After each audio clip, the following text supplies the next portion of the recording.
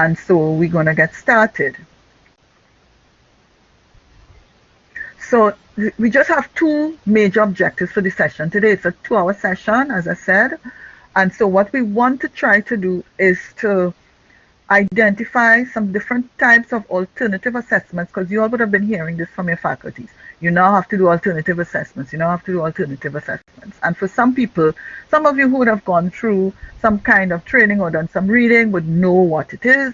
But to others, this may be, what the hell do they mean by alternative assessments? So we're going to try and identify some. It's by no means an exhaustive list we'll give you.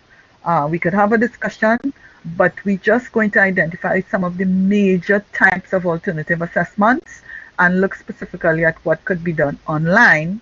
And because our learning management system on the St. Augustine campus is Moodle, which we've labeled myeLearning, we are going to look at what are some of the tools that you could use in myeLearning. And we're not going to limit it to specifically the myeLearning tools, but other tools that could be integrated into myeLearning that can allow you to do alternative assessments.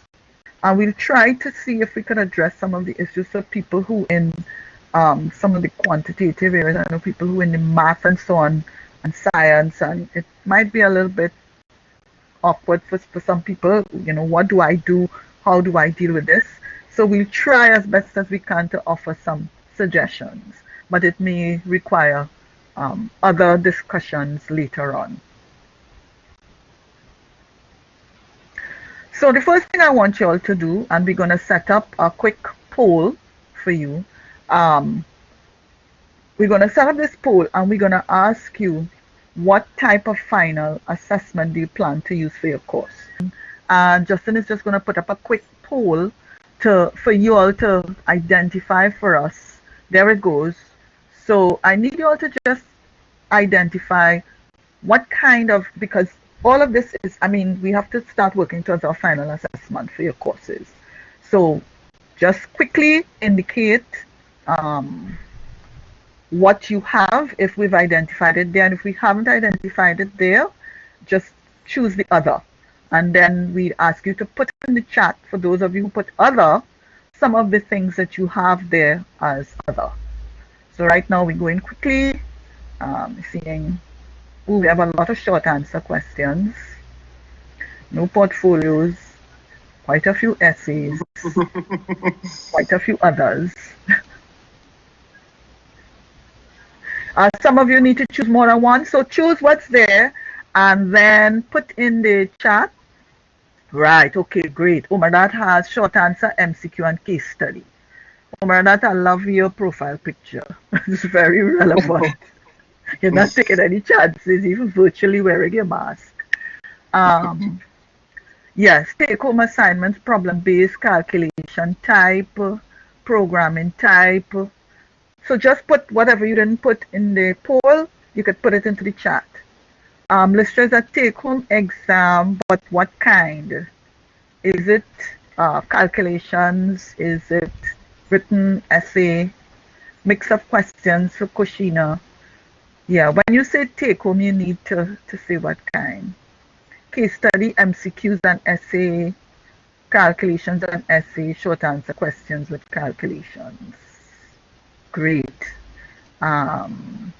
Case, essay, a lot of short answer questions.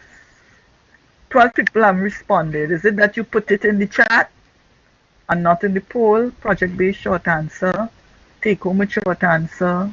Zoom interview, interesting. You could just put other. Yes, put other, and then you could expand on it in the Zoom. In the Zoom, in the chat. Take home with short answer, project-based short answer with code. All right. Okay, so just about 9 people didn't give a response to the poll.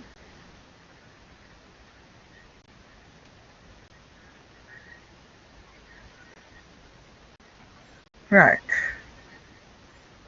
Okay, So a few people didn't give any responses to the poll. Take home assignment problem based. 4 questions normally done in 3 hours, 45 minutes. Now being told 24-hour take home. So you were told it's to be a 24-hour take home. Presentations, project based. Yes, Ronald will highlight that. Ronald says there seemed to have been some contention attached to whether or not MCQ should be used. So we're gonna try to talk a little bit about that. Okay. So thanks for sharing that. That was important for us to know.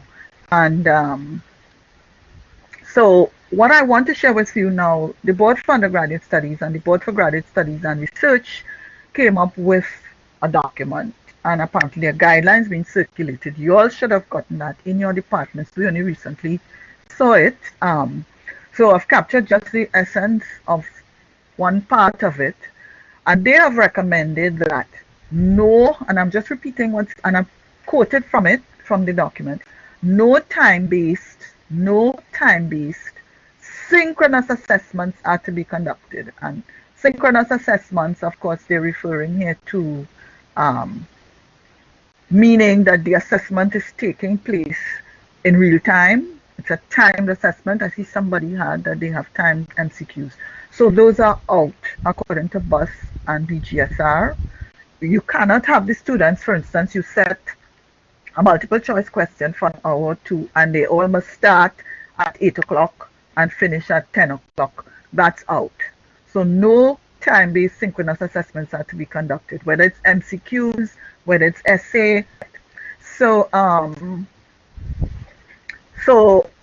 and this includes, and this is a quote, this includes the use of the quiz function for multiple choice and short answers. So they're saying you're not to use the quiz and multiple choice for time-based synchronous assessments. All right, and assessments and further expands on it. So even if you're using the quiz function, it is to be used in a way where the assessment is what we're calling authentic assessments. All right. So according to what BUS and BGSR is saying, they do not want people using the traditional multiple choice questions as their final, and we're talking about the final assessment now. We're not talking about in-course assessments. We're talking about your final assessment. You don't want any timed multiple choice questions, quizzes, or short answers, or even essays. Nothing where it's timed like in a 2-hour time frame. And the reason for that is they do not want students to be disadvantaged. So I see some of you trying to get into Blackboard, collaborate. Tamika, number 2, joined the session. Tamika probably got bumped out. People have different levels of access to the internet. People's system, Trevor is asking if the issue is with time-based. Jeffrey, we're going to get to what is authentic assessment. That's what this session is all about too. If the timing is the major issue, where you have the students expected to complete something in a specific 2-hour or 3-hour time period where they have to use the internet, and where some people it may go down, and some people may say electricity went today between this time and this time, or I just couldn't get on, and they're trying to avoid that. So assessments are to be constructed using an authentic assessment method and must cover a 2 to 7 day time span.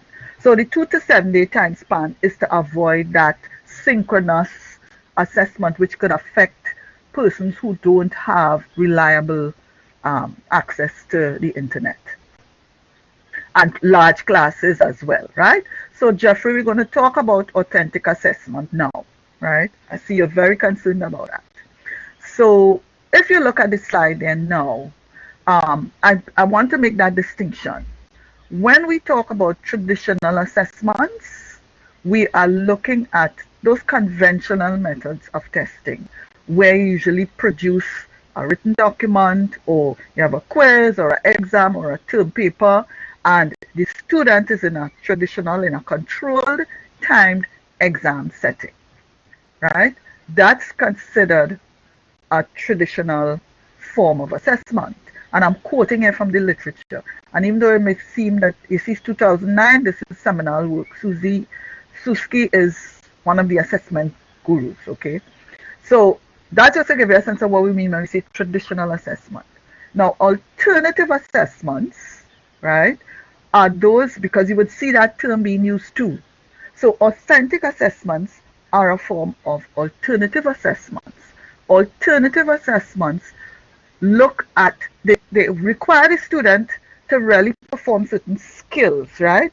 It's performance assessments, and they're authentic when they reflect or mirror or allow the student to engage in something that is as close as possible to what they may be required to do in a real life setting in the field of study. Now, remember, you will have some basic types of assessment that are knowledge based. You just want to know if the students have the knowledge, right? That's one level of assessment. But with alternative assessments and authentic assessments, you're stepping it up. They require to have the knowledge, but you want application. Application of the knowledge and skills that you have been teaching. So that is why for the final assessment, they're saying, okay, so you've done a whole semester of this, you've gone through the knowledge things, and so on. And you have, when you look at your learning outcomes or objectives for your course, you have certain levels of objectives. All right? Yes, Ronald, exactly. Some of you would have authentic assessments already built in because you would be looking at critical thinking, you'll be looking at application, you'll be looking at evaluation. Those kinds of things where you're getting the student to really drill down into the thing and represent that they're thinking critically, then you are looking at authentic assessment. So I'm going back to the first slide. Kyla, I'll take your question in a minute. So first slide, traditional assessment, your conventional methods, what we are accustomed doing, but specifically when it's in a control time exam setting. Now, in a control time exam setting, you can have questions that require critical thinking, but those questions may not necessarily be a form of what is considered authentic assessment, because even though it requires the student to think critically, it does not engage them in some other kinds of processes, which we'll talk about later, that will really get at the real life situation. And as we talk about it, it's going to come clearer. Gracie asking a question, if it was said that testing them with something that's not familiar, that was not set in the document, but that is standard assessment practice for a valid assessment.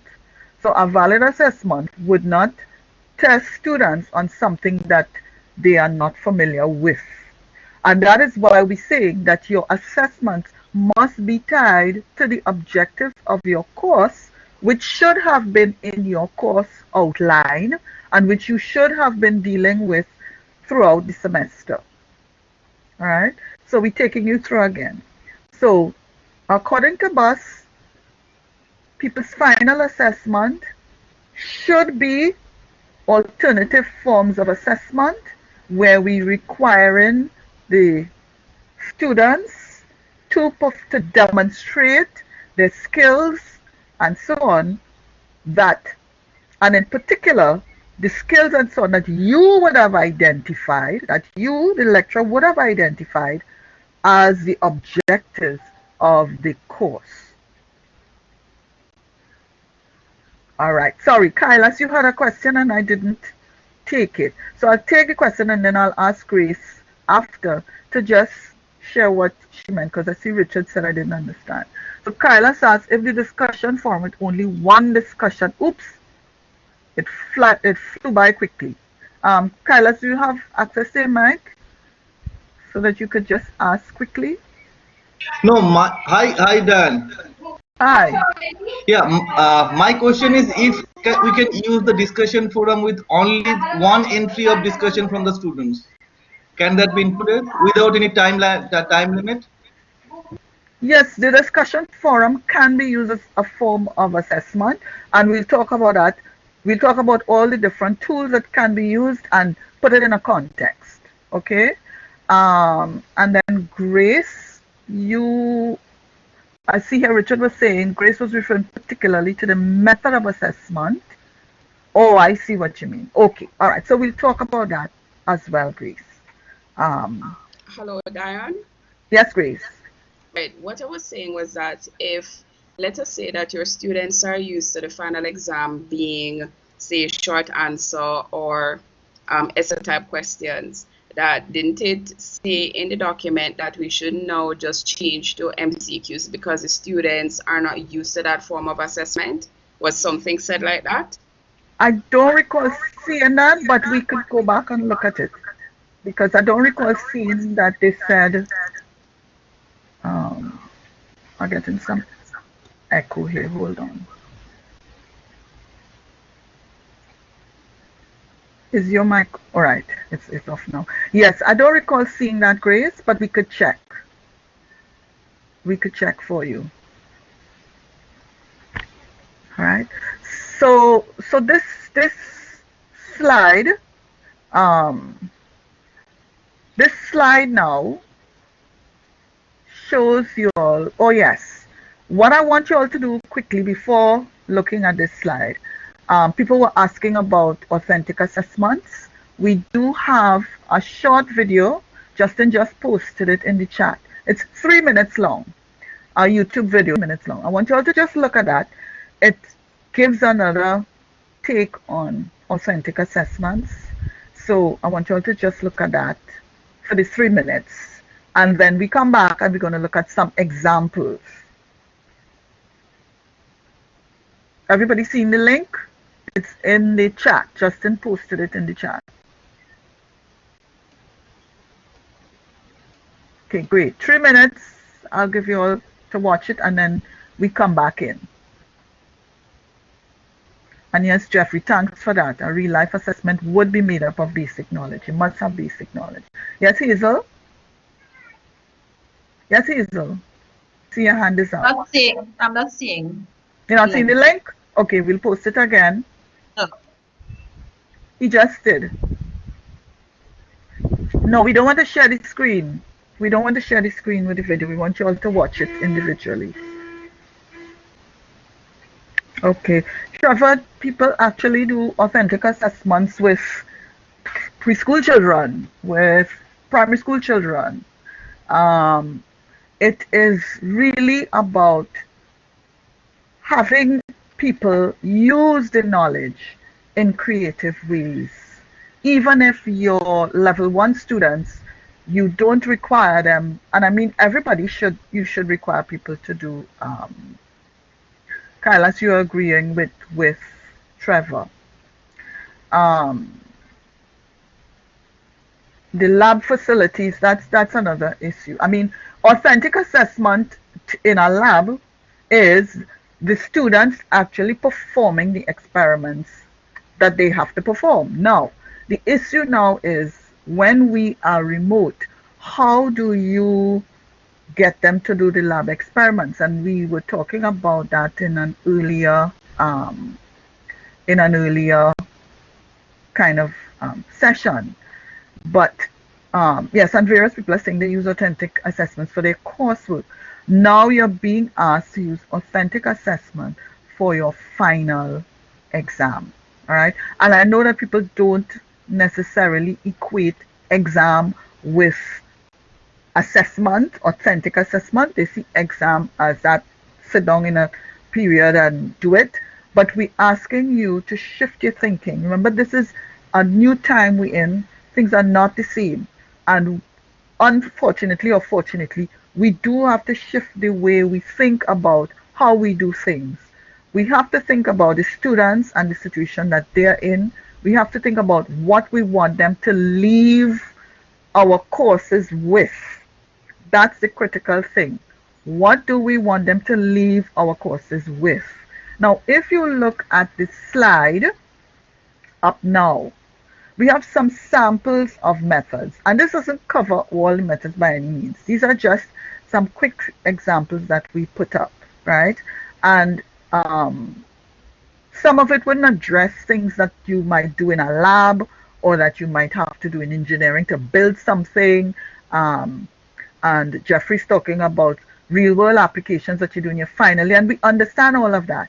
But when we talk about real world applications, you have to think beyond and apart from, as I said before, your normal thinking. So in engineering, for example, when you think of the real world applications, you might think, okay, by the final year, they should be able to build this COVID-19 mask, or they should be able to to fix a ventilator or whatever. But even before that, in year one, you have to think about when we have the final assessment for a level 1 student, and we have certain content, the knowledge that they're supposed to know, how can we get them to creatively think about, apply that knowledge in a real world sense without, because we know they're not at that point of level 3 yet.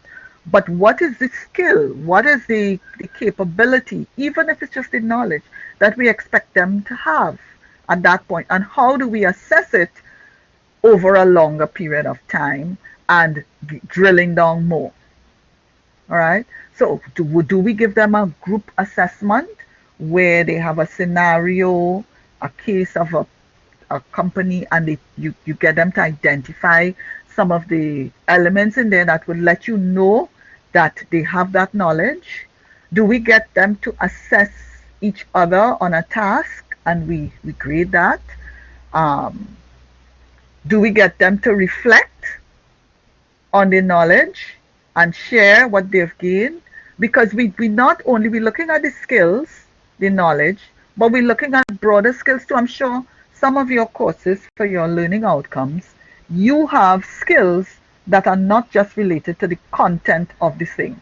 So the knowledge in the level 1 thing might be the content part, but in the level 1 course, you also may want to see them, they have oral and research skills. You might want to see them be able to work as part of a team, because that's a critical thing in lab work or in engineering or in medicine.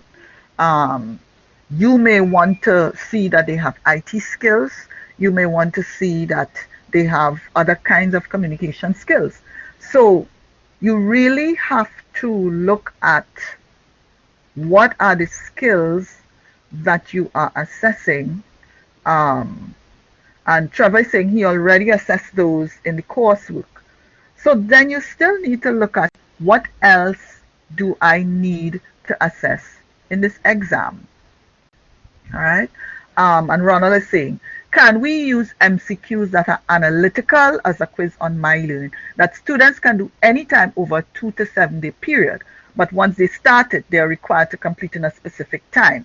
Now, my understanding of what was sent, you can do that once you have cleared it with your department and they have cleared it and said, look, this is authentic because it's alternative assessment. It may not be considered authentic, but it's an alternative form of assessment because it's analytical, it's looking at critical thinking skills, it's over a 2 to 7 day period, all right? And the students can do it anytime in that.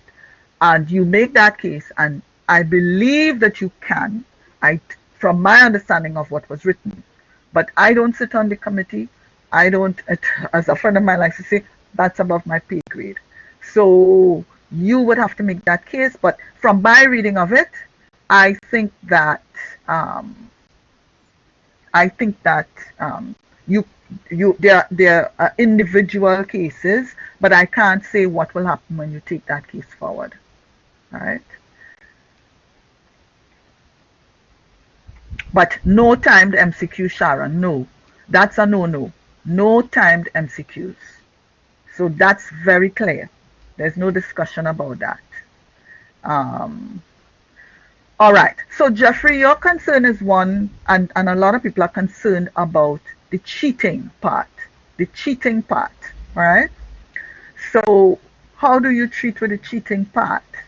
Now, the studies on alternative forms of assessment indicate that you do have a lower tendency to cheat with alternative forms of assessment because the students become more engaged, they're more interested in what they're doing. And if the thing is sufficiently or properly developed, it is a little more difficult for them to cheat. All right.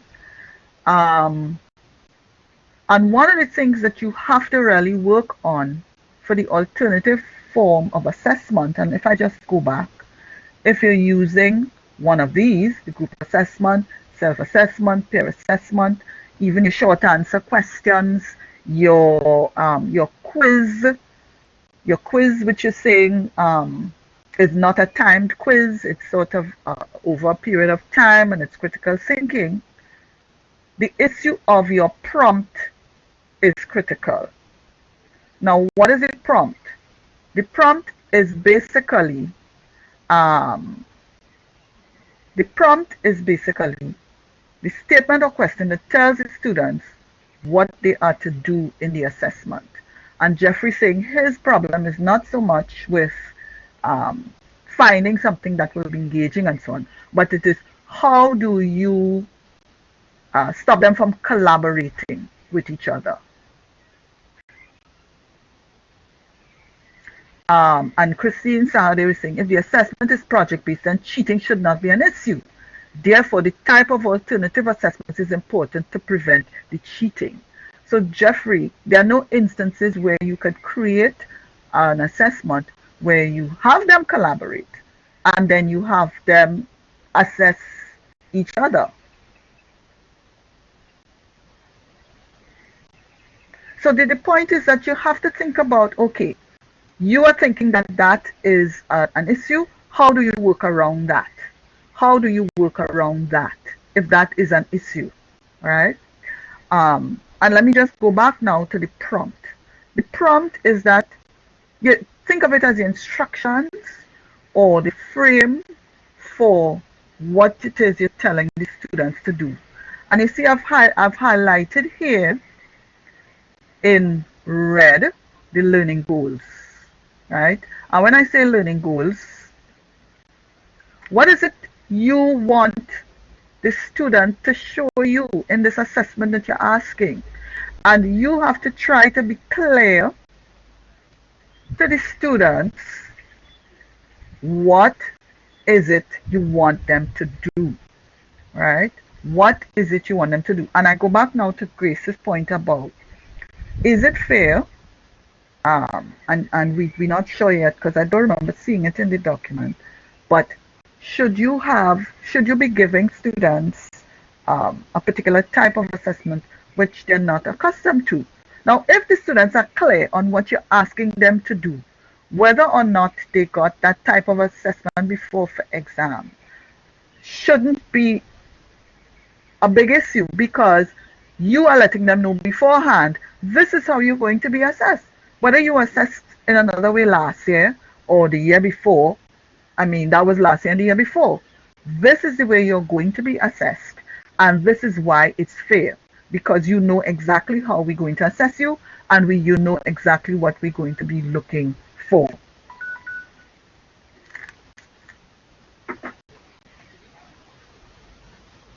Right? Everybody still with me? Because there was a lot going on in the chat, I know, about people still grappling with what will be considered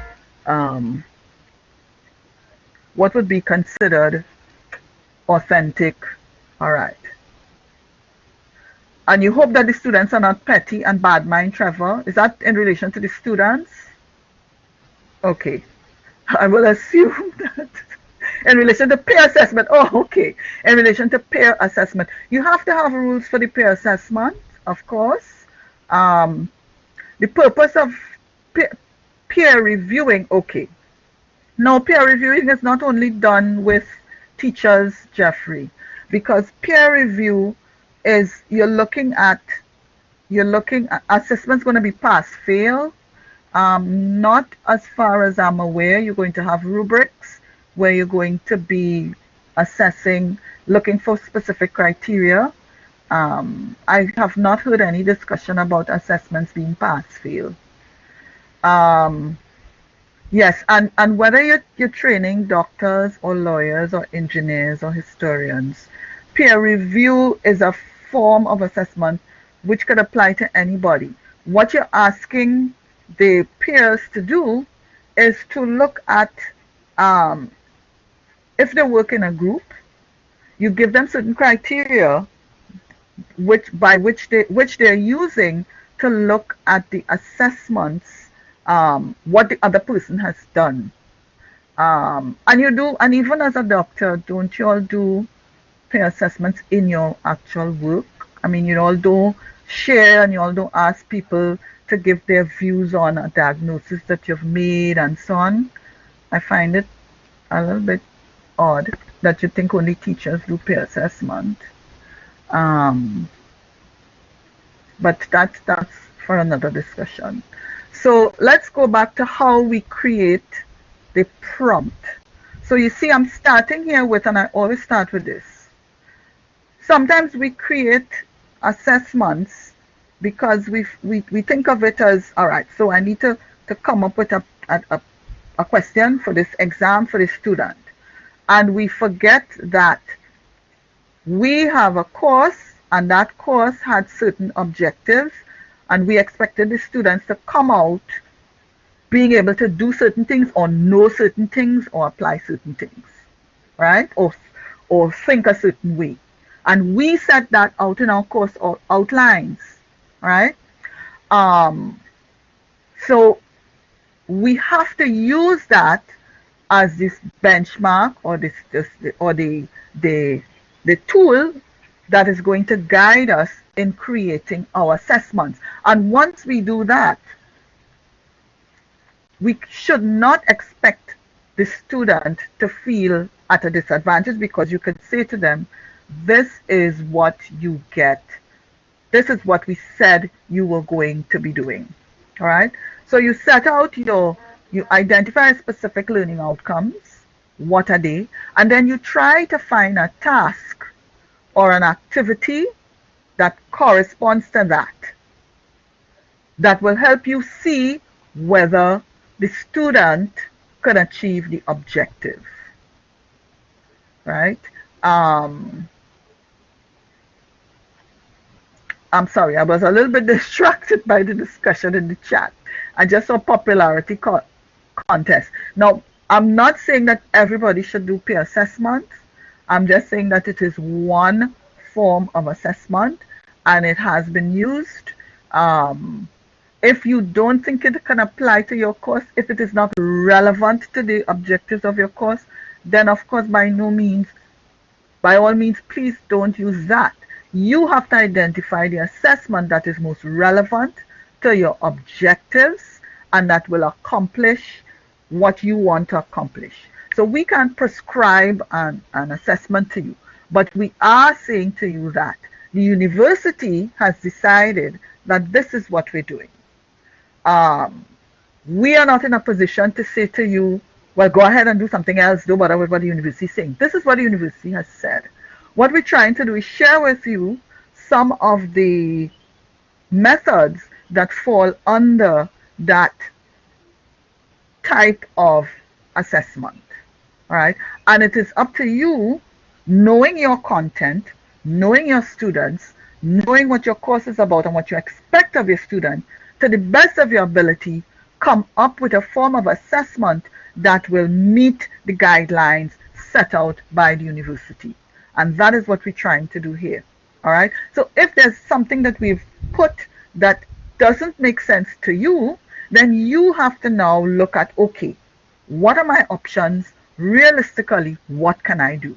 And that is what we're saying to you. But what we're clear on is whatever assessment you're choosing, at the core of it must be what you said were your learning outcomes or your objectives for the course or what you expect your students to come out with, and how you are allowing them to demonstrate that they have achieved those outcomes.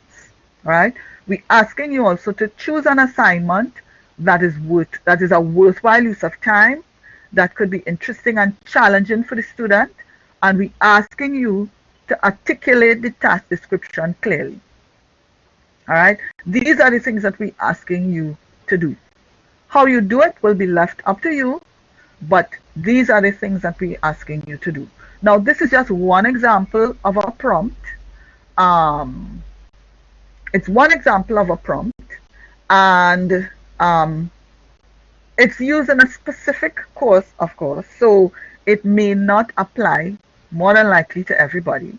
But what I want to point out to you with the prompt is the intention of this assignment, which was for lecturers, so the audience, the students were lecturers were lecturers like you. One of the objectives was for them to be able to develop a mini lecture using lecture capture software. That was the skill they were to be able to develop, and some of you in this session actually had to do that. All right. So the lecture capture assignment, the lecturers were asked to develop a lecture capture presentation using a particular tool. We gave them a software, but they were free to use any other software, and that was stated clearly. They were provided with the materials that spoke about active learning using PowerPoint, and then they were asked to select one of the topics in their specific course outline and to use that to prepare this 10-minute presentation. And it was clearly stated your presentation had to be 10 minutes. It had to be from a topic in your course, and you had to do a lecture capture a lecture capture using a particular kind of software. Then they were given the instructions on, with that, how do you submit it? Where does it go? The process, all right? And how many slides they were expected to have, okay? So it was clearly tied to the objective of the course. And this was part of the final assessment. There was no exam for the course. This was 100% coursework. And so this was part of their exam, quote unquote. All right. Trevor is saying it took hours, but it was well worth it. Now, I know people are going to say, oh, this is education, da da da da da da da. But I am sure that in your particular field, there is some skill or some knowledge area or something like that where you can find something that you could give the student to do, and your issue is one of collusion, I know, but as I said, you would have to then look at the parameters. How do I work around that? So this is just one example. I just thought I'd share that with you. And if I may chime in a little bit, Diane. Go ahead. If you could just go back to the prompt of the previous slide, the example, right? And guys, keep in mind that this could be tweaked. It could be, you could follow the same format, but tweak it to your course context. It doesn't have to be, yes, this is within education, this particular prompt, but you could tweak it to your course context and whatnot. So it doesn't have to be, something within the vein of education, but you could ask students to create a screencast or lecture capture presentation or some sort of online presentation to address a particular issue. Let's say you give them a case study. Since I think in the poll we did earlier in the session, case studies, that was one of the more popular alternative assessments. You could get the student to do a presentation to address the issues there.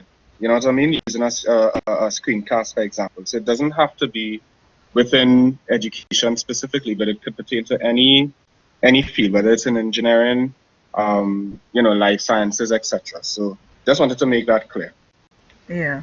And I know that, right, I was just going to say, I know that somebody would jump in and say the creation of a thing is is a skill, blah, blah, blah.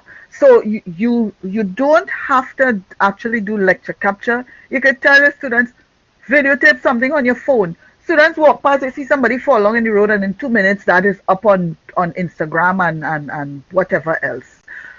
So there are certain skills that they already have. Capitalize on those skills. You don't necessarily have to create a new skill, you know. So it doesn't have to be a screencast. Justin just gave that as an example.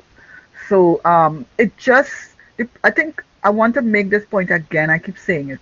I know that we have a particular perception of our field and how we teach in our field. And a lot of that is factual because depending on your field, things will be done a little bit differently. But I keep going back to this. Things will never be the same again after this. We'll have a new normal, as people keep saying. There will be a new normal. And so, with that in mind, we have to start thinking about how do we do what we do in a way that addresses this new normal. And it's not going to be comfortable. You know, it's not going to be comfortable. And nobody's saying it's going to be easy. And we certainly don't have the answers because we learning just like you a lot of the things. And I don't sit in engineering, and I don't sit in med-sci, and I don't sit in science and technology or agriculture. But I do know that what we all have in common is we'll have students, and the students have needs. And you have to identify your students, their needs, and the assessments that can work given the guidelines that we have for your students. We can't prescribe that.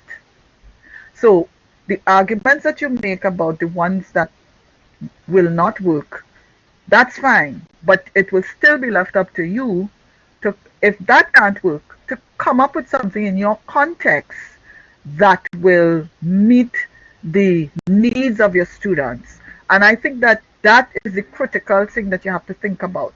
The needs of your students and what you really want to achieve in your course.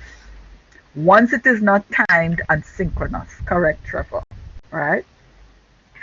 So one of the things that I definitely think that you should have no discussion about, that you should not argue about, sorry, this is just my position. So putting that disclaimer out there, you need to have clear performance criteria that you're judging the students by. Too often we have students who try to regurgitate because they do not know what is expected of them in an assignment. They cheat because they're not sure what is expected of them in an assignment.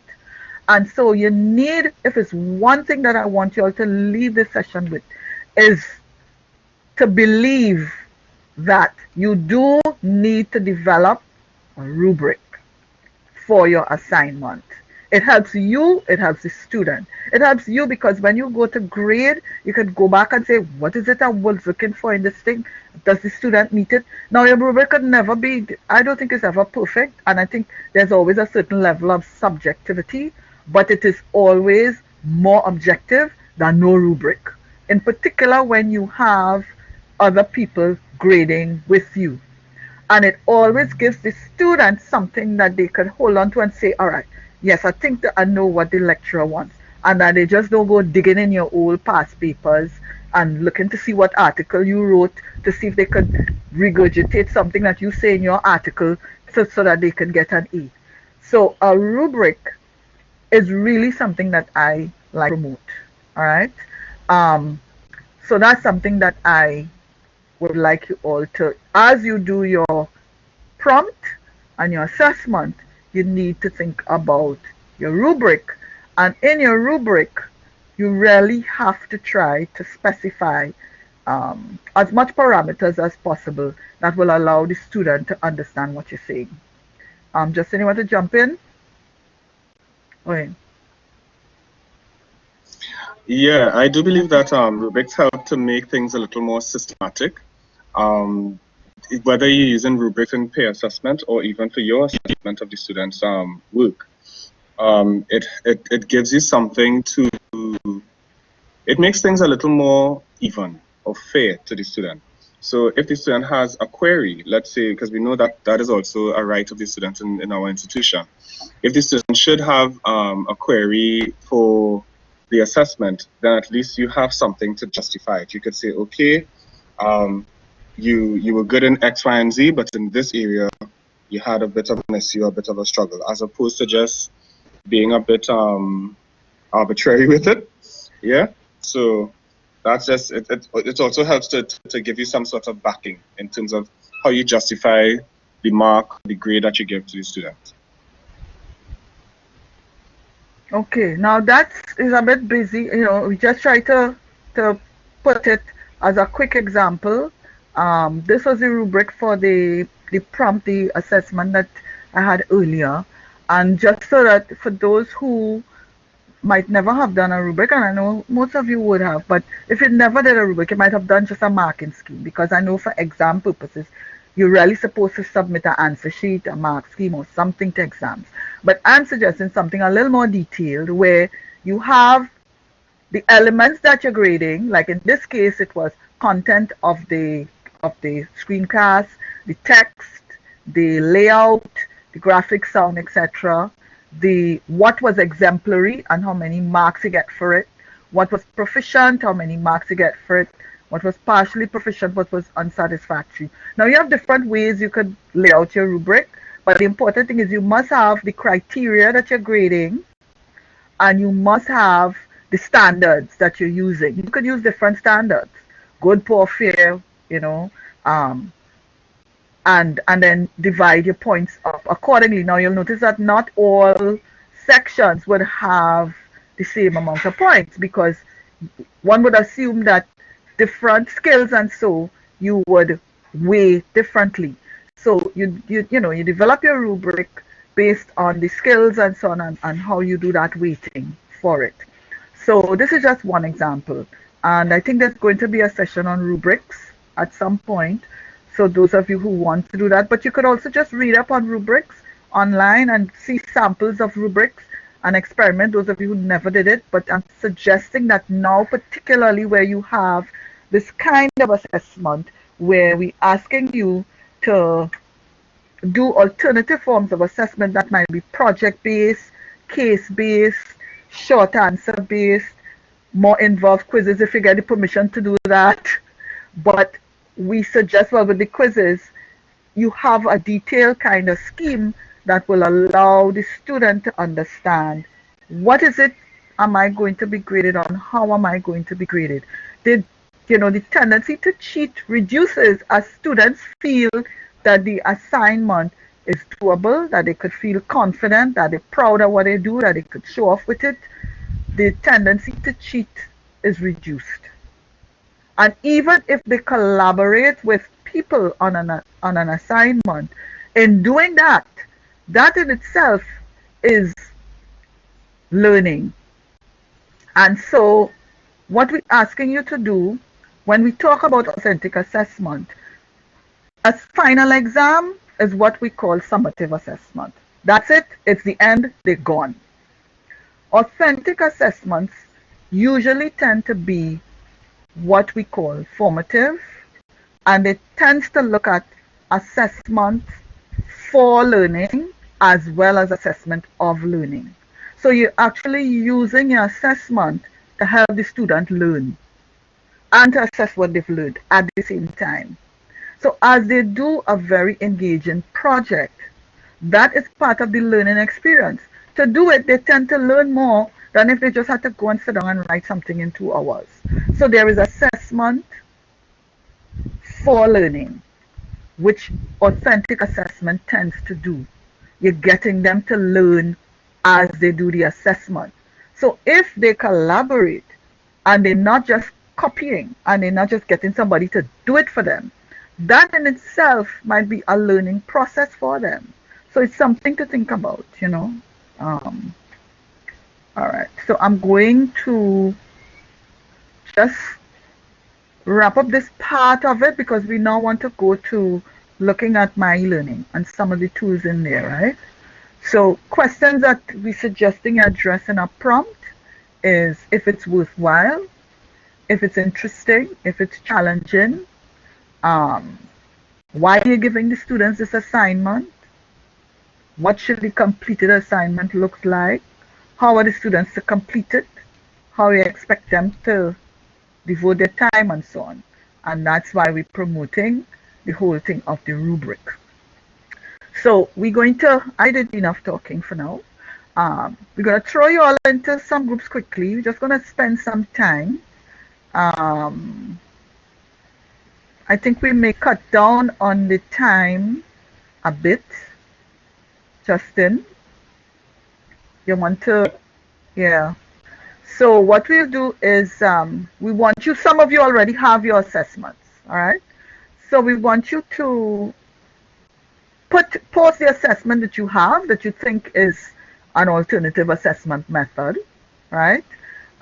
Looking at the guidelines for good assessment, which we would have sent out to you and which I just went over, some of the things that we discussed. So put your assessment in your group and discuss it. This is a form of peer assessment here. So we're going to put together probably doctors, lawyers, historians, engineers, and so on in a group, and you're going to peer assess your assessment. You could probably just somebody volunteer and put one and you'll talk it through. And then what we want you all, when you come back in the bigger group, is one person from the group to share what are some of the issues that you all came up with, because it's going to be interesting hearing how you all feel about the whole issue and each other's assessment. And I want you to go into the room with an open mind, thinking, okay, we have to start to think about a different way of doing this, and how do I marry my comfort level, my content area, and the students' needs and the objectives of the course. So we'll throw you in the room, use one example, do some peer assessment of it. 10 minutes, we're only giving you 10 minutes in the room, and then another 10 minutes for us to discuss. All right? Everybody clear? Because when we throw you into the room, you're just going to be unceremoniously kicked out of this big group. So you'll find yourself with a few people in a room, and you will not see this PowerPoint. Everybody clear? Now you're going to be in a group with about 7 to 8 persons, all right? You put it in the chat. Put it in the chat, or you can, in the room, you all will have access to the whiteboard facility. You can, if you have it as a Word document, save it as a PDF and use the share content feature, which is at the bottom. It looks like a box with an arrow going to the right. You will see it when you're in the groups. You could share it on the screen, share content and share it on the screen, and you all can discuss it in the group. Justin and I will float around between the groups to just check in. All right, so we'll put you all in the groups now. Also, it might be worthwhile to copy whatever you put in your chat in the groups, because when the groups are have the group work has ended, you're gonna lose all the other stuff. All right. Yeah, so whatever you want, copy or take a screenshot or whatever, because it doesn't save to the big room. So when you want to come back in the room to discuss, and as I said, one person will report per group with some of the issues that you all got in the group. So if you have your assessment that you want to share, please, somebody volunteer to share. Don't be like your students and when you get in the group, oh, I don't want to share mine. We have to, this is an exercise that will help you. So, Justin, we could throw them into the groups now. All right, no problem. Okay. Everybody back in? Okay. So just quickly, what happened in the main room when some of you were in the groups, the people who got kicked out? Yes, Trevor, I'll provide virtual lunch. No problem. What happened is, yes, Kailas, okay, that's understood. But before you go, let me just say this quickly. Grace Ann raised in the room that her understanding was that the idea was for you all to, even though the assessments are now going to be what is called alternative or authentic assessment that people would what the students would be expecting. Now, I've read the document again, Grayson, and the document does not really say that. But what I think I understand you saying though is because you all only have 2 weeks and it's a lot. You you want to find a way to create a final assessment that will not require you to do too much redesigning or that is too onerous. Okay, so but I read over the document again, and it does not say that um, you have to do that. You can't do something different to what you've been doing before. What it does say is that students must be given adequate time over a period of days to complete a take-home assignment and submit it via Moodle. So the assignment itself must be something that they could do that is not timed. All right. So it is something that must happen over a period of time, and it must happen.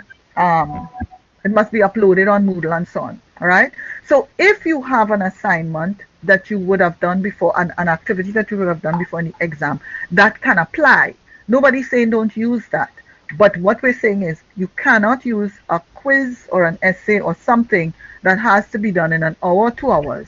And as far as possible, the activities must require critical thinking, some level of critical thinking and engagement of the student. And all of that is in that document. Okay? So having said that, I'm going to now go to our reporters. If we could share some things that came up in the groups. Each person, if we could share like a 2 to 3 minutes because we want to get to the Moodle part quickly. Who wants to go first? So let me pick on people. Yes, go ahead. I can go first. I had a great food. Okay. Sorry, I thought the other person was going first. So this is group 8, and the prompt is quite general in terms of providing overall guidance to the students, but specifying, for example, that there are 2 questions and they're required to do both, giving them some idea of the length, time frame, and it will require development, what I have in mind, development of grading criteria rubrics, which the students will be exposed to in a training practice type of activity that we can do on Blackboard Collaborate, but not necessarily that they're general, not necessarily with the details. And obviously, what I have in mind is, yes, a problem-based type activity, but one where the response would be more in written essay style, but I don't want to give any more details than that at the moment. And as I said, I'm still brainstorming, and we did discuss alternatives to that, for example, like possibility of an e-portfolio, but I didn't have time to explore that in detail. Okay. Okay, great. Now, while you were talking, I saw something from, I think it's Mark, I wasn't sure because it slipped and went, about the fact that some of you already developed grids with assessments, right? Now, yes, you would have done that, but I don't think that you all were very detailed in that. It was just to say what you plan to do, correct? And so for the department to say whether, okay, we agree with this, and that's fine. If you've done that and they agree with it, then what I'm saying to you is the next stage is, remember what we've said to you about what would make it authentic. Part of that is you creating a proper prompt and you creating a rubric to go with that. Because believe me, you will need this for the student. All right? To understand what they're doing and to grade. Yes, Indira, hand is up, and Omar. Okay, so if I may add, why rubrics become even more critical and essential for me is that I have a large cohort, 680 students. I need to have team marking, and I need to have all my markers on the same page. So what I propose to do is that we'll do a sample standardization, and then they'll be get assignments in batches to grade. Okay, great. Thanks. All right. Anybody wants to comment? I mean, you all commented in between, so I guess you all are commenting in between. So, thanks for that, Indira. And it sounds, just from listening to you, as if you're okay, you're going forward. Now, remember what I'm saying to you is if you all have things in mind and it's going to work for you, that's all right. But what I'm saying, just check that it is meeting the guidelines. Next group.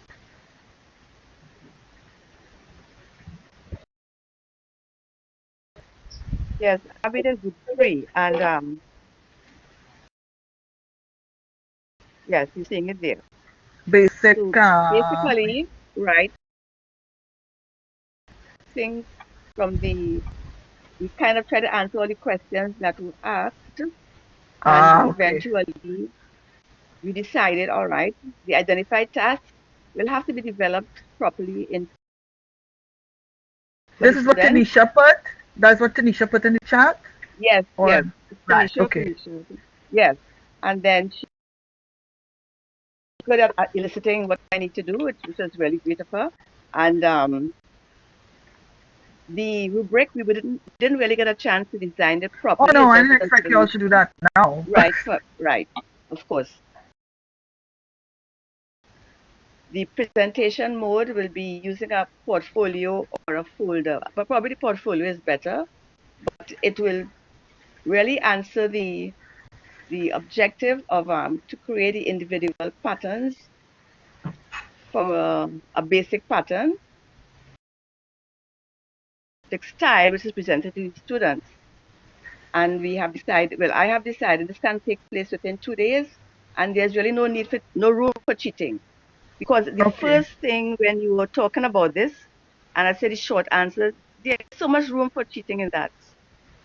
But I'm thinking that something like this wouldn't leave much avenue for collaboration or even cheating. Well, And that's Indira is it. asking how you'll be sure that mailing didn't do it for them.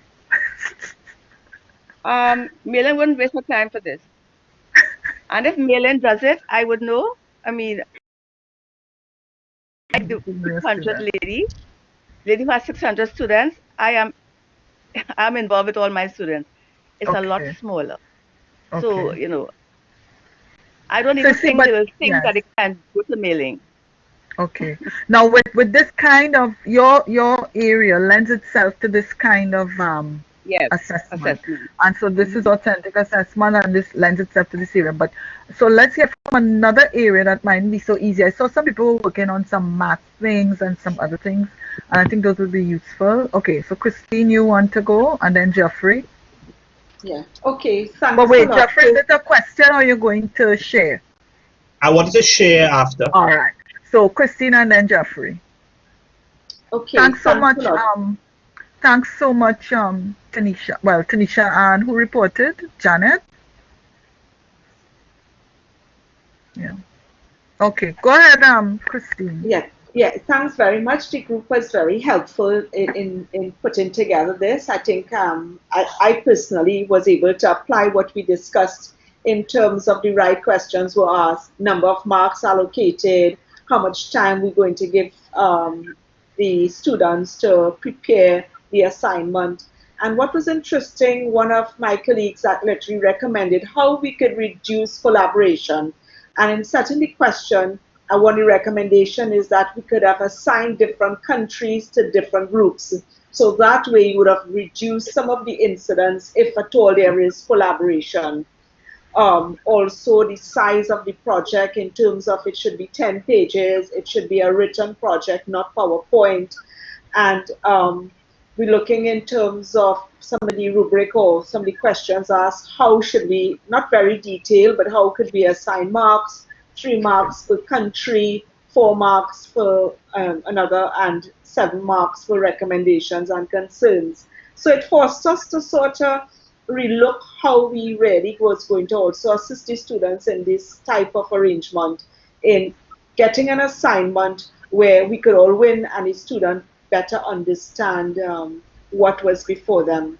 it needs further developing, but I must say the feedback from the group overall was very comprehensive, and it helped me actually in how to go To forward. refine. Excellent. Good.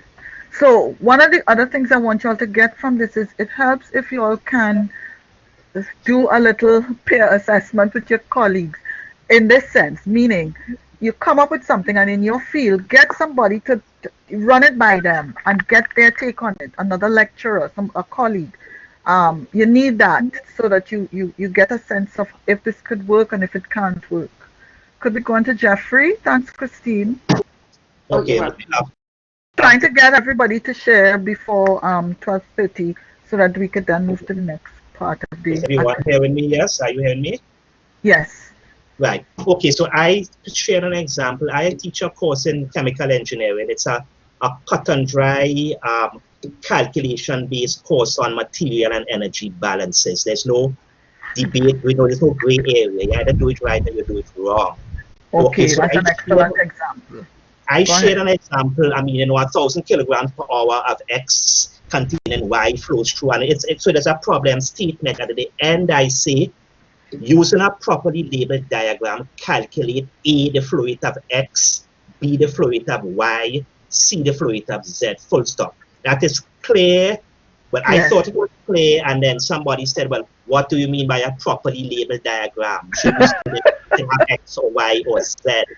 Okay. Where now our external examiners always come down on us that we must break up our questions, the marking, show the marking for each section. Right. We resisted. So in a case like this, I had put 25 marks for the entire question. But you see, I can put so many marks for A and for B and for C. But the question is one question that takes 45 minutes to formulate and solve. You cannot solve part C unless you've solved part A or part B and you've drawn the diagram. Right. But and again, even though in this question, I am not really interested in the numbers and the answers.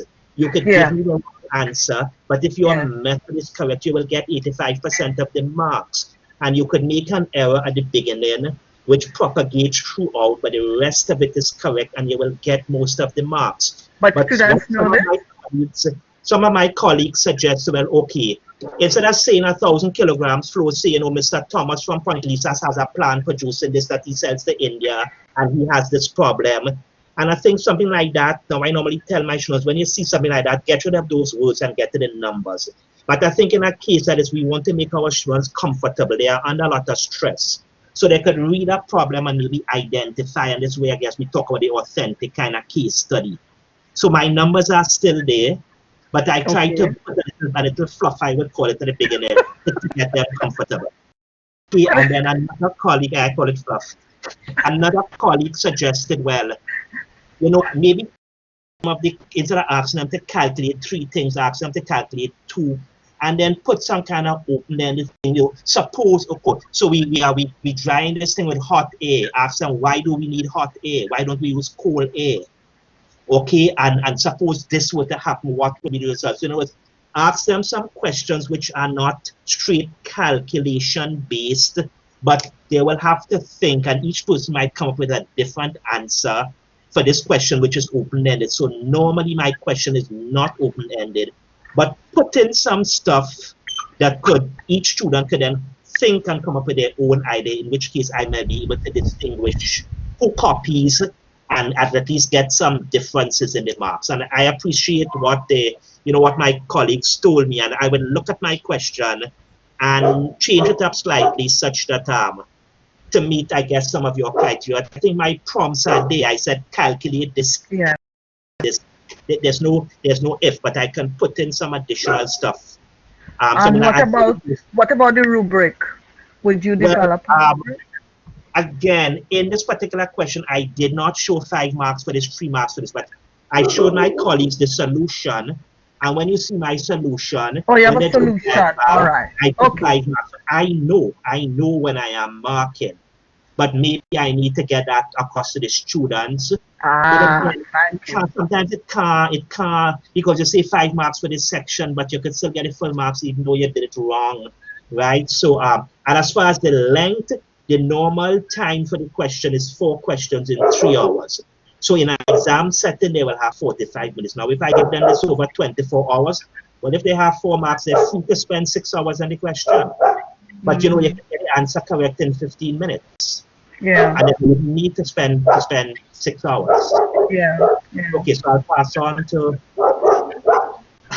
All right. Did we? Who else has? Thanks so much, Jeffrey. And I'm glad to hear at least you were able to find a way to deal with some of the issues. Yes. Micheline.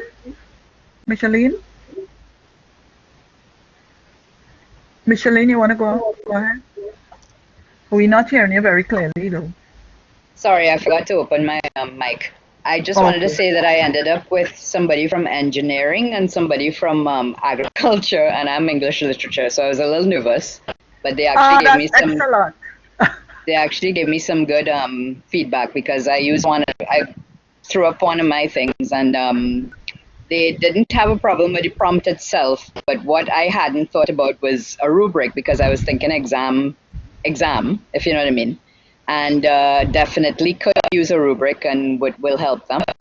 And they also reminded me that I will need to do breakdowns of what each question would be worth, which I hadn't done in my draft. So it was helpful to me for sure. Okay, good. Anybody else to report?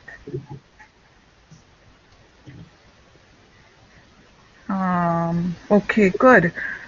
This went on a little longer than we anticipated, but it was a big group, and I wanted us to do this for you all to get some ideas, for you all to see where, you could work on each other. And also, I'm glad that Grace-Ann raised that issue of, people's comfort levels and so on, because that's also important.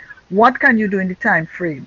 So, yes, we want to give you these guidelines for what authentic assessments and alternative assessments, and that we want you to have your students use the assessment to learn, but we want you to be realistic and do the best you can in the circumstances, all right?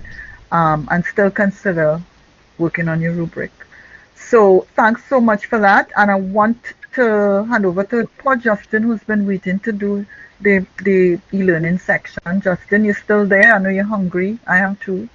So No, that's all let's right. see how we can take them through this part, which is important because the guidelines do say upload to myeLearning.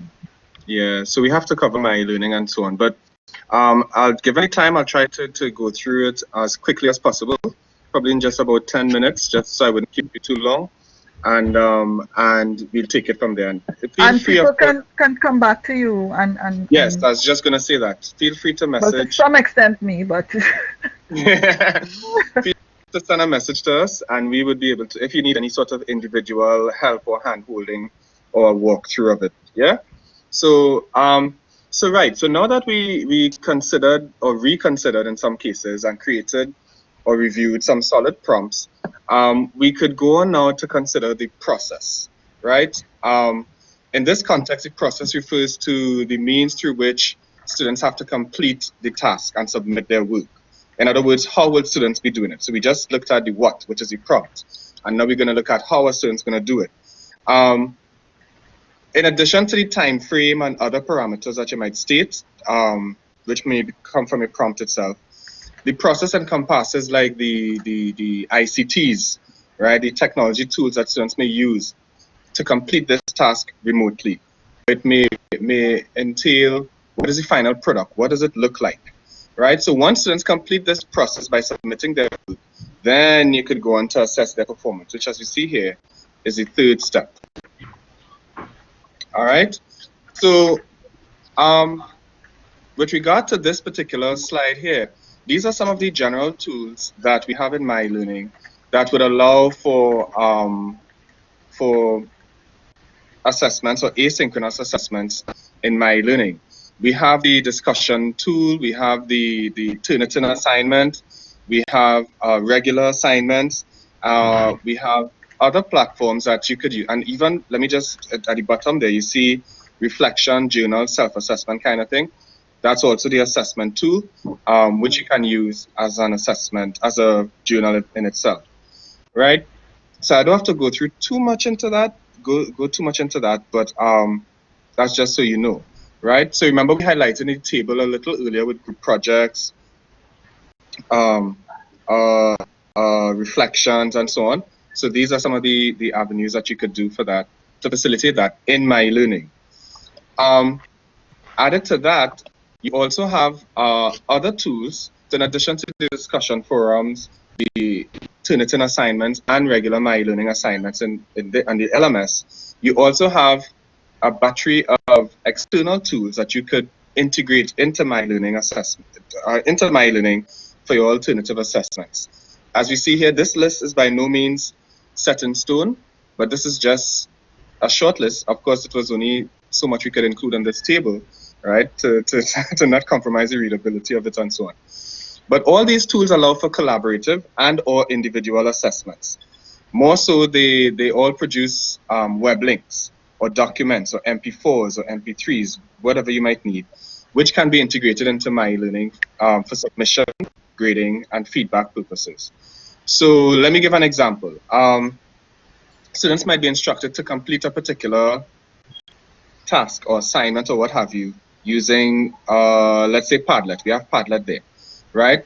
Once completed, they do their work in Padlet. They produce whatever you want them to produce, all right? Then they submit a link or even a PDF document to the discussion forum or the assignment submission box for grading and feedback in myeLearning, right? It's the same thing with Screencast-O-Matic. They just submit the link or even the MP4. I think someone is asking what happens to students who do not have internet access. That is a good question, Listra, and it's something that came out in, I think, a workshop we did about 2 or 3 weeks ago. And they have discussions, and I think you might probably need to talk to your head department, if I remember correctly, to get specific guidelines on that, right? Yes, Indira, you sent it in the examination section because it's something that is a growing concern. I think Grisan in our previous workshop raised that issue as well, not so? Right. And so Diane just posted the link. It's a resource webpage, sta.gwi.edu/OTL, all right? And that's where we will put the recordings. That's also where you're going to see a bunch of tools or technology platforms or tools that you might want to consider in creating your alternative assessment in terms of identifying or mapping out the process. All right. So we already looked at the instructions, right? This is just to kind of show the process. You provided the instructions, otherwise known as your prompt, right? Outlining the tasks that students must complete. Then after that, they complete and submit, complete their task, whether externally or in myeLearning, and submit it in myeLearning. So students follow the instructions and complete task and submit and so on. So that's in the discussion forum or the assignment inbox. And then of course you grade. So this is the final one with performance, where you assess the students' work, you provide a grade, and even give feedback. Now feedback can even open to a sort of dialogue with you and the student, and it can be in groups as well. You could grade students in groups. And I know for Indira, who have large classes, this might be a benefit to you. Feedback for final exams. Well, remember, it's not like a final exam in the traditional sense, but if it's a project that you might give some feedback on that project, that might be useful. Yeah. Right. How are submissions created in myeLearning? So we get into that in just a bit, Christy. All right. So good question. Exams might have another. That is true. Now, even if you want to include your rubric, Jeffrey, your rubric is also some sort of, it gives the students some sort of feedback in terms of where they lacked certain things and where they succeeded in certain aspects. All right. And yes, you could also use Turnitin. Turnitin, of course, is a detection, a plagiarism detection platform, which we'll get into in just a bit, very briefly. All right, so you want to make sure that there's alignment between your learning outcomes, your assessment, and that includes your prompt and so on, and the ICT. So the technology that's going to facilitate students student's completion of the work. All right.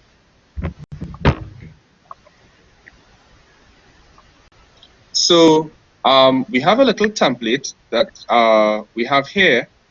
And for the sake of time, we probably wouldn't spend too much time on it. But it's just so what we'll do is, I think we sent it to you already, not so, Diane? Yes, we did. Yeah. Right.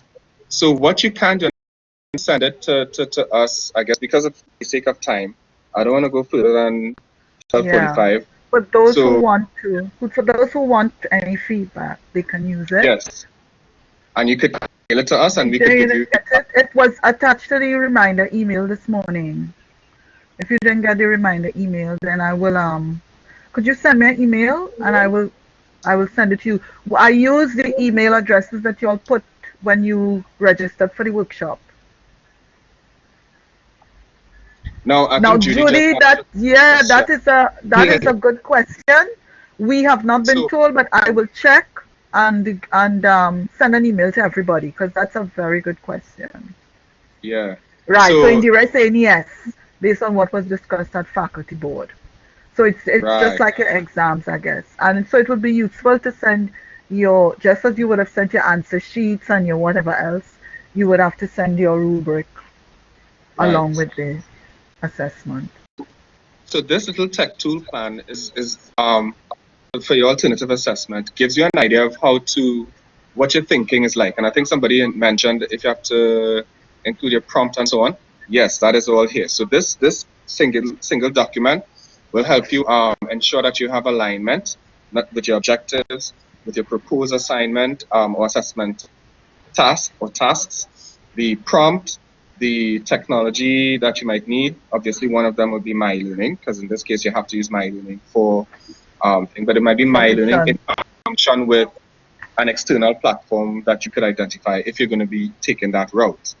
All right. To that, I think at the end, of course, any sort of personnel that you might need to facilitate this. You might need, for example, a technician, some sort of support staff in your department. But I think one thing that's clear is you do have to use myeLearning for students to submit their assignments. They would not want students emailing you. The myeLearning platform is secure, and that's why they're given the extra time. They don't want any students emailing you assignments, or that students say they're going to drop it somewhere and you collect it or anything like that. No, because then you have ethical issues coming up and a whole bunch of yeah, go ahead. Sorry, I must have lost something. Exactly, my phone went down. How exactly are the students going to upload this in myeLearning? Sure. Okay, so that's a good question, Christine. I think was it Christine who just? Yes. Yeah. So that takes us to our next slide very quickly. So there are several avenues that students could submit in myeLearning. For one, you have the discussion tool, all right? And I think, Christine, you were asking earlier how to go about doing that. I'll just talk it through, just the basic steps to, the basic part of it. You turn editing on, you go to your myeLearning course site, you turn editing on by clicking on the blue gear on the top right side of the screen. You're going to see turn editing on there. And then you're going to see a page, your course site will be modified basically with editing icons and so on. You click on add an activity or resource. Usually it's at the bottom of every block. I personally use it, but I know how to use it. The question is for the students to use it. Right. So in a case like that, once you create the activity, then you just ask students, let's say if you created, you instructed them to create something externally, let's say even if it's an essay, this just goes into myeLearning, wherever you created the assignment activity, and they submit. They click the submit button and they submit their, almost like a Dropbox, or it looks almost like an email, I would say that, like you're sending an attachment. Yeah, I just want to jump in here, Justin. Christine, if you remember when we showed the prompt earlier, in that prompt, I had identified exactly where the student was supposed to submit the assignment. In the case of the assignment I had, it was the lecture capture, and I specifically told them where to submit it. They had to submit it in the discussion forum because attached to that was another assignment. And so it said upload to the YouTube channel and post your link in the discussion forum in myeLearning entitled so and so and so and so. So in your prompt, in your instructions to students, you need to tell them exactly where they are to. The forum is one. No. Jeffrey, we're not suggesting that you use the forum. The forum is going to be depending on the kind of activity that you have. There may be people who have a discussion kind of thing, or this activity was tied to a peer This is test. one way of for persons So who have, no, we're not saying that everybody's to submit in the forum. Thanks for putting that. No, but this is just because Justin was dealing with that. So that takes thanks for mentioning that, so that we don't let people go away thinking that you're submitting there. That's not where you're going to submit another kind of assessment. Right. So the next avenue you could submit an assignment, as we see here, and thanks Jeffrey for that question because it kind of help us segue into the next right? To talk about timing, right? Is the myeLearning assignment submission box. All right. So this enables you to communicate tasks and whatnot. Students can submit any digital content, or files, such as a Word document, a spreadsheet, images, audio, video clips. Alternatively, or in addition to the assignment may require students, to type text directly into a sort of box, a type box, right, or text editor. So keep that, and that's like if you want to do a reflection using the same tool. The assignment can also be used to remind students of real-world assignments. So they might need to complete, you might give the instructions in the assignment activity, and then they complete it offline. But in this case, you want to make sure they submit it online because, for record-keeping purposes and whatnot, because that's what we stipulated to do, right? Rubrics also can be used in this, and this is, I think somebody was asking about rubrics earlier. This is where you could define your rubrics in the assignment activity, right? And it makes it easier when you create your rubric in this activity, in this tool. Then all you have to do is just click on the tile with the appropriate weighting and description of where the student's assignment fits. All right. Like I said, it allows for some feedback, and you yourself could even submit let's say you downloaded the student's assignment and you track changes, you made comments and whatnot, and you might resubmit for the student to take a look at it. It's up. All right. Yes, Indira. She wants to remind you of something. Yeah, no, I just so to draw attention that if you're using your rubrics online, where you can easily read the assignment and click the grading scheme, and the system does all the calculations for you, which makes life very easy with large numbers.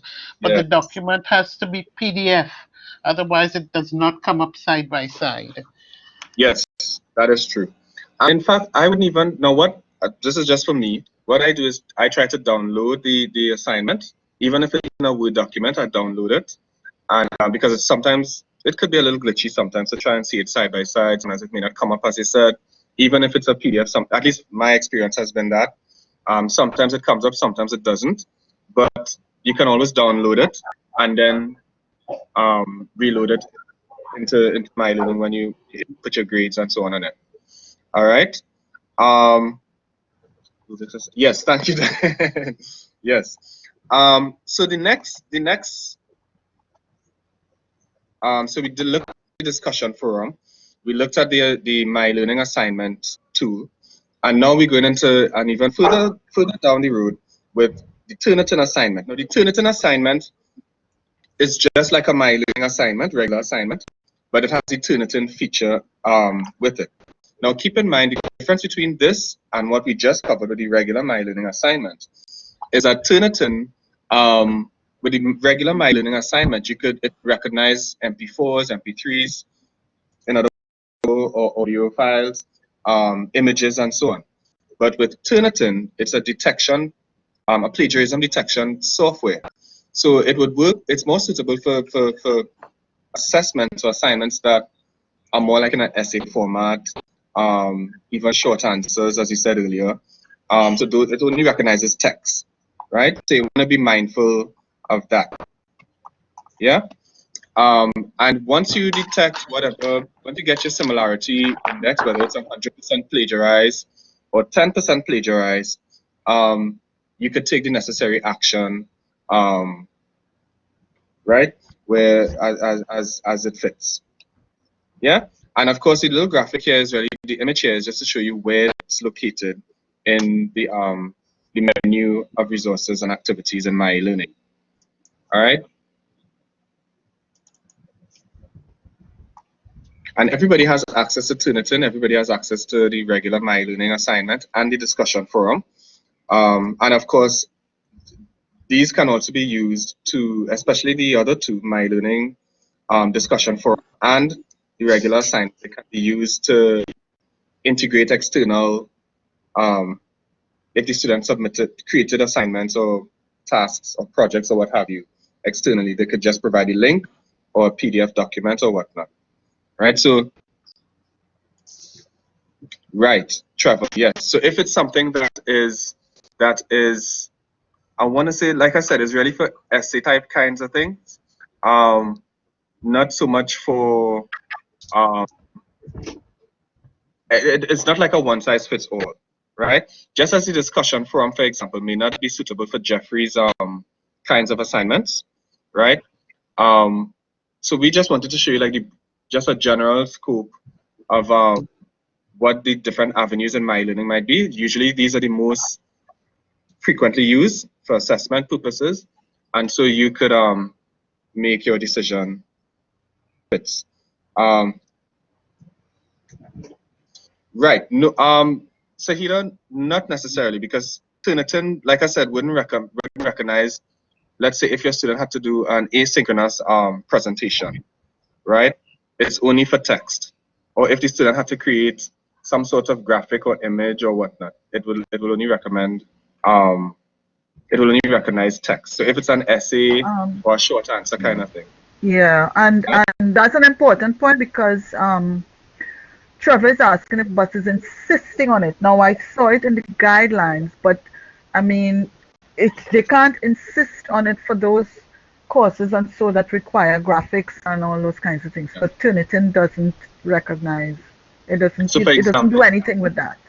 Yeah. So for example, the people in engineering might have a lot, yourself included, Trevor, have a lot of graphics as part of their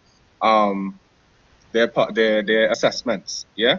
So, and of course, it's not just limited to engineering, but there are other faculties or departments that would require the same thing. If it's not so text, yeah, it can't pick it up. So I don't know. Exactly. And Omar is asking about resubmissions, Justin. Is this a one-time submission, or students will have the ability to edit their responses? This is what, as it pertains to what, Turnitin? If you don't set it, depending on the settings you put, the student could self-plagiarize. So if you know you want them to, I'm thinking that if you're doing this as your final assessment, do it as a one-time thing. Don't let them post the edited things and then repost Then they're it. going to plagiarize themselves, right? It's a Now the thing is, let me just say this: one-time there was an instance where persons would create a Turnitin assignment and then create a regular assignment. So the student have to submit twice. But you don't have to do that with Turnitin. If you create a Turnitin assignment, it functions just the same. Of course, you're just not going to recognize the text, the images, and so on. All right. I thought I saw another question somewhere, but I think we kind of covered all of that. Want to handwrite their solution and get them to scan it and so on. Exactly. It's right, Jeffrey. You're very right. Turnitin wouldn't be of use to you if it is you're going to have these images and photographs and so on. So in that case, I would recommend for you the regular Turnitin assignment activity would be your best bet. All right. Questions on some of these avenues or tools that we covered, or even other aspects that we cover with the prompts and so on. Yes, Judy? Yes, thank you. Would examination section be preparing a timetable? And if so, I was just wondering about the overlap with the asynchronous, everybody giving 2 to 7 days within that same block of time. That's a good question. Yeah, we don't have any information from exam section yet. But I know Indira did ask, or she said she sent a bunch of questions to exams. So they will have to respond to you directly. They have not given us any guidelines other than the only guidelines we got were the bus guidelines. Right. So you all will have to address through your departments, address them directly as Indira has done. We wouldn't want to once again, that's beyond our pay grades. Yes. Very good, Indira. That's what I was suggesting earlier. I think somebody asked a question on, I can't remember what it was, but you want to make a copy of dean or your head of department and the examination section. Anything else, guys? We also have, I think Diane posted the evaluation form. Please feel free, I'll copy it and post it again in the chat. It was also emailed to people because some people had to leave. Yeah. We hope that we have, clarified some things. The content. Yeah, Justin will edit a bit to take out some of the dead spaces. So make it but you can go on the website, Omardat. Feel free to go on the website. There's a lot of things there. Other things that might be useful to you. We have the library has a lot of information on authentic assessments that they shared. And we also have 2 links there. If you go to the other slide, Justin. If you go to the other slide, I think, is there another slide? Right. Resources that are simple and straightforward. So. And yes, we don't want to keep you back too much. Closing off teaching and to focus on this part of the team. Yes. Yes, so madam. All right. And hopefully it was a helpful session for you all, and hopefully it was insightful. Hopefully it got you started on that path or that journey, as Umadat highlighted, to create your alternative or authentic assessments. And feel free to shoot us an email if you need us to review or give feedback on any sort of assessment that you might want to propose. So even before you submit it to your head of department or whoever to give the green light or say yay or nay, you could shoot us an email just for some feedback on it. All right? And I think the email you could use for that is this CETL_BL@sa.uwi.edu. So you could keep let me just type it in, CETL_. It's there. It's there. It's there, Dustin. Okay, great. And yes, thanks. Okay. All right. All right. So guys, bye everybody. And look forward to hearing. Hope you enjoyed the virtual lunch. Bye, Trevor. Bye, Dan. Bye, Dan. Thanks, Aida. Bye, you too. everyone. Thank you. All right, Trevor. All right, Ashad. All right, Christine. Have a great day.